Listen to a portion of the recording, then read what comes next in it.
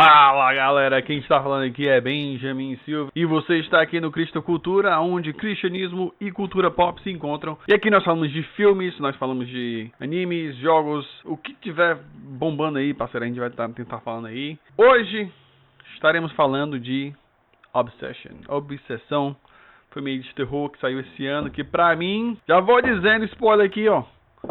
Por sinal, esse vídeo tem spoiler, então quer ver esse vídeo depois que assistir o filme? Cara, então vai lá, sai do vídeo, assiste o filme, volta pra cá e vamos conversar. Que é só um filme aqui que eu achei que tem muita coisa boa. I love you! I love you! I love you!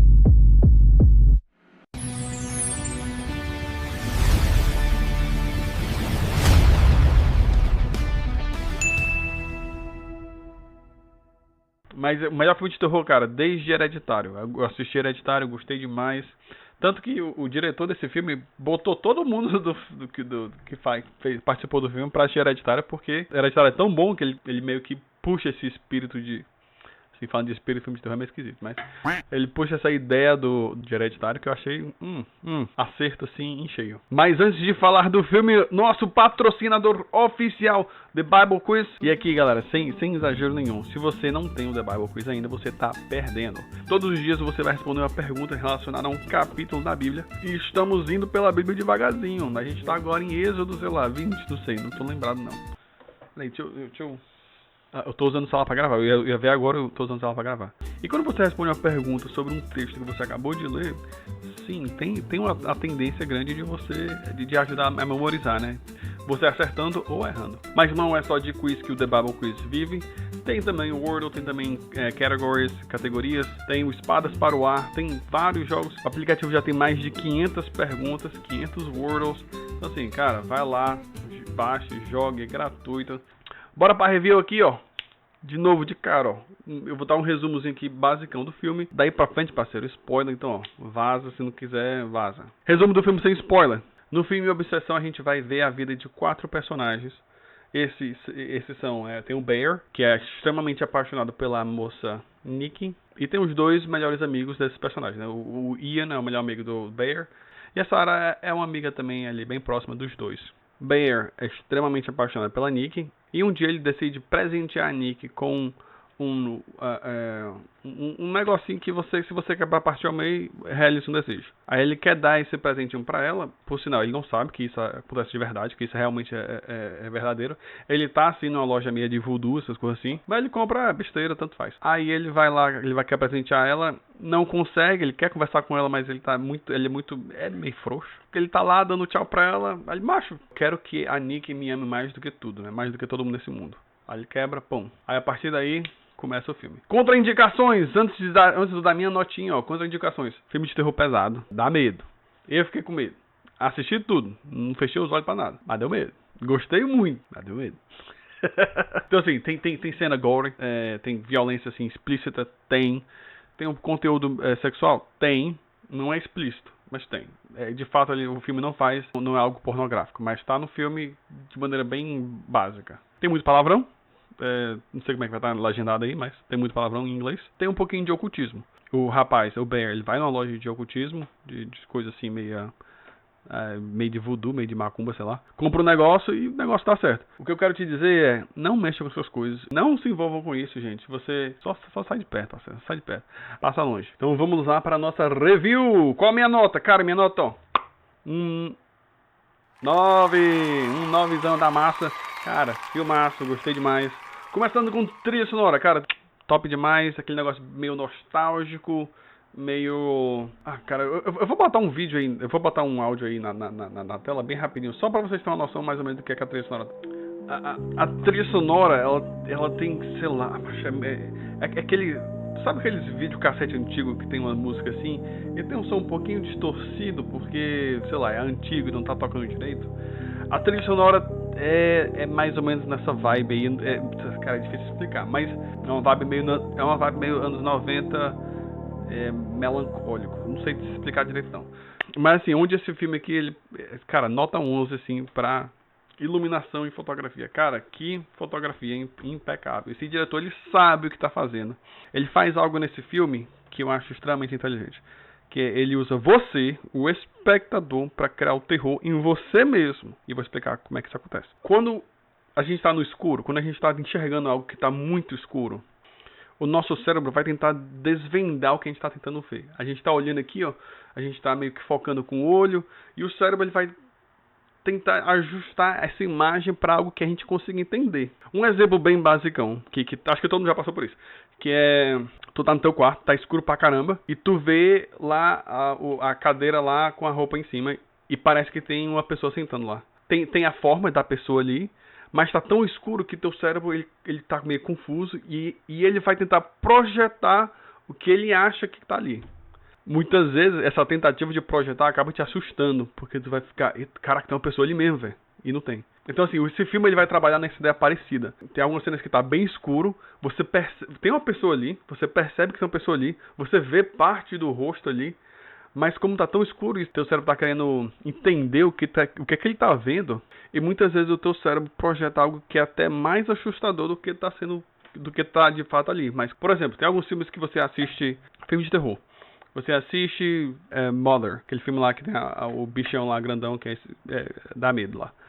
Mas quando você vê, teu cérebro ele entende, não, que é um CGI, já sei o que é. Dá susto, vai ter o jump scare lá, mas o teu cérebro ainda consegue entender que aquilo não é realidade. Quando você tá enxergando essas coisas assim que são difíceis de ver, que você vê que é uma pessoa de verdade, que tá ali, mas você tem alguma coisa assim meio off, tem alguma coisa assim que tá faltando, o teu cérebro ele começa a ficar confuso. Nesse filme, né, ele tem muito uso de maquiagem sutil, mas que meio que deforma talvez um pouquinho o rosto. Esse filme também utiliza algumas técnicas básicas, mas que faz com que a pessoa age de maneira anormal, sem utilizar o CGI. E aí você enxerga, aí adicionando trilha sonora e tudo mais, isso que é quase realidade. É aquele velho Vale da Estranheza, né? Você enxerga aquilo tá tão perto da realidade que você tá querendo enxergar aquilo como realidade, mas tem alguma coisa que não tá certo e te incomoda.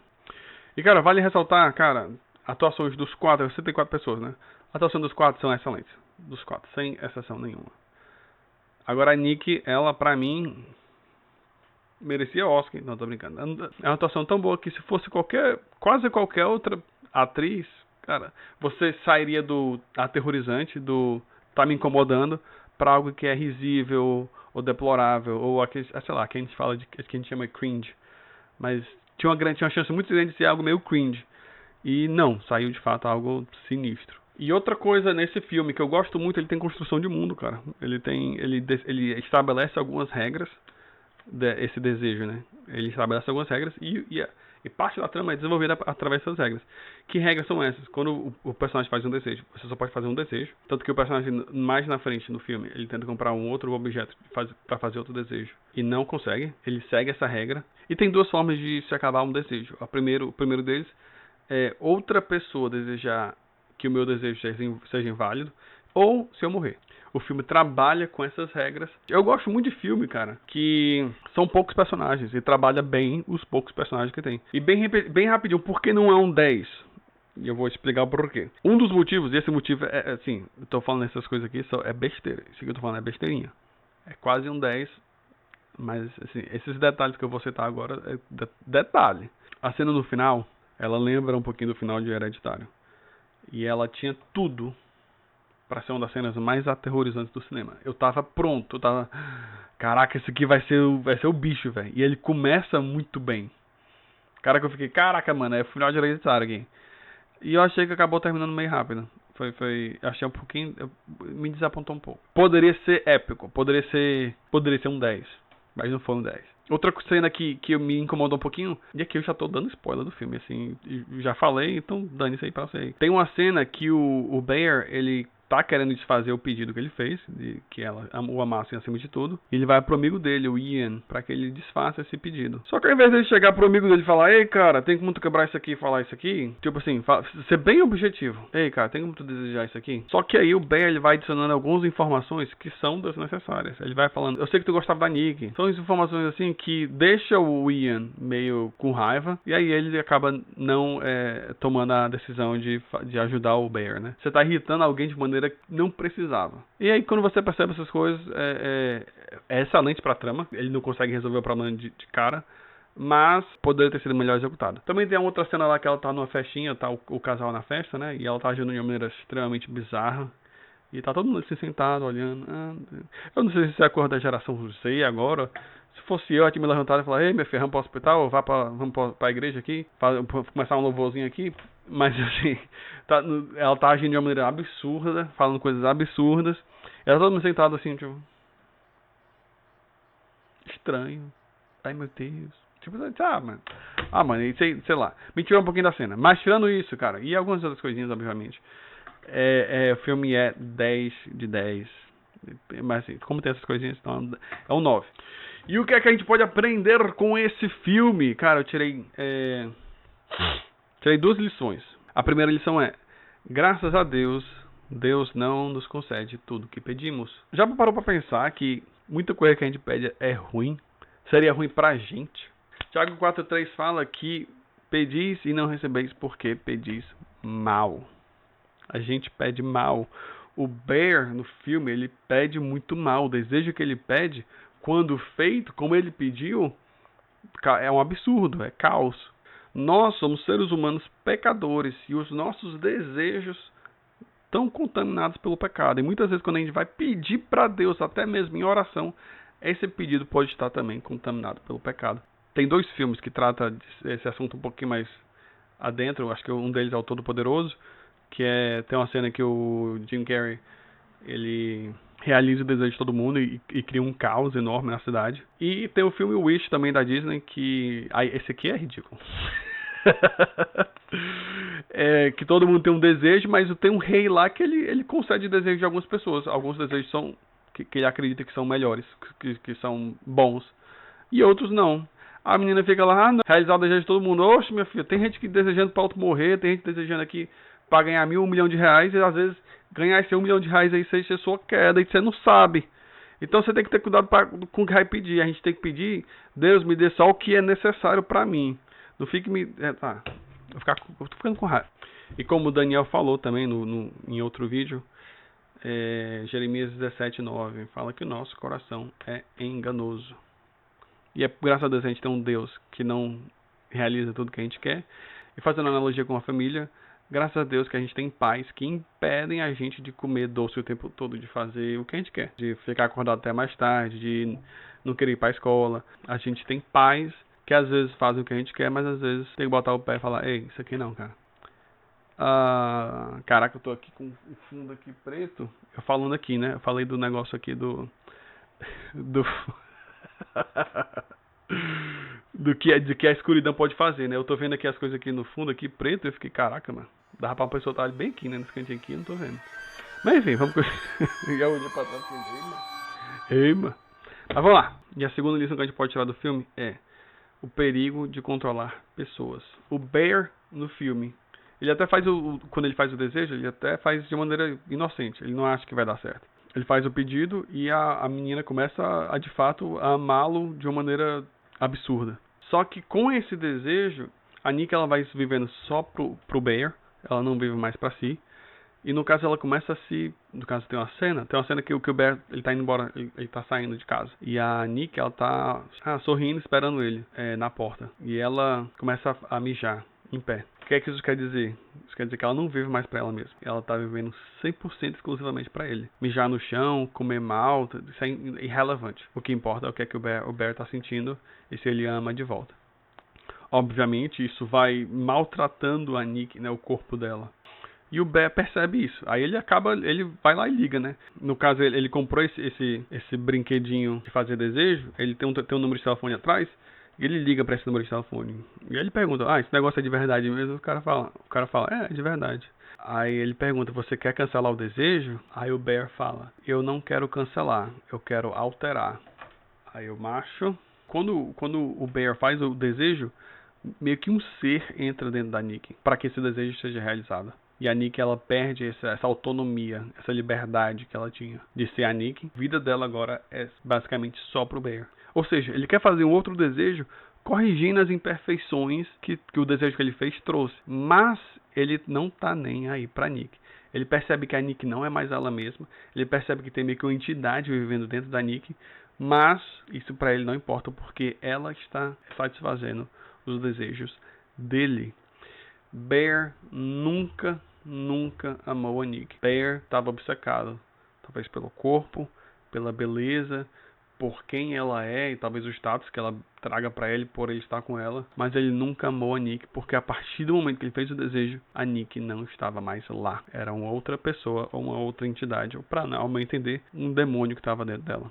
E aqui a gente pode até talvez conversar um pouquinho sobre por que Deus não faz a gente, todas as pessoas 100% boas, né? Se esse fosse o caso, não existiria amor. E aqui a gente pode conversar talvez um pouquinho sobre o que é o amor, né? O amor, ao meu entender, é uma decisão. Você tem a opção de amar alguém, você tem a opção de odiar, de desprezar, de ignorar, de abandonar. E você tem a escolha de amar. E quando você ama sem ter a expectativa de retorno. É aquele famoso amor incondicional. Eu amo minhas filhas, eu tenho 3 filhas. Eu amo minhas filhas sem saber se elas vão me amar de volta. Obviamente, quando elas amam de volta, maravilhoso, meu coração derrete. Mas se não amar de volta, cara, eu vou continuar amando, bicho. Não tem muito pra onde ir. Traz a beleza pro amor é o fato dessa escolha existir. Mas quando tem essa escolha, essa decisão, principalmente quando não há retorno nenhum, acontece, aí você vê de fato a beleza do amor. A Nick não tinha essa escolha. A Nick nunca escolheu amar o Bear. O Bear recebe todas essas coisas. Tem o sexo, tem o beijo, tem muita intimidade, mas não tem um amor genuíno ali. Que ela nunca escolheu amá-lo. Ela foi forçada a amá-lo. E aí esse amor não é genuíno, esse amor não existe. Então é isso aí, pessoal. Fiquem com Deus, assistam esse filme é muito bacana, mas você tem medo aí, tem medo de ocultismo e essas coisas, talvez você não assista. O diretor disse que não é, sei lá, macumba, essas coisas não, mas a minha interpretação é meio negócio de voodoo macumba aí. Então é isso aí, pessoal. Cheiro no coração, Deus abençoe, recomendo muito, vai lá, assiste no cinema aí, fica com medo. Quer correr aí, bota o Estela também no YouTube aí e vai dormir. Mas é isso aí, pessoal. Cheiro, Deus abençoe, até a próxima, valeu!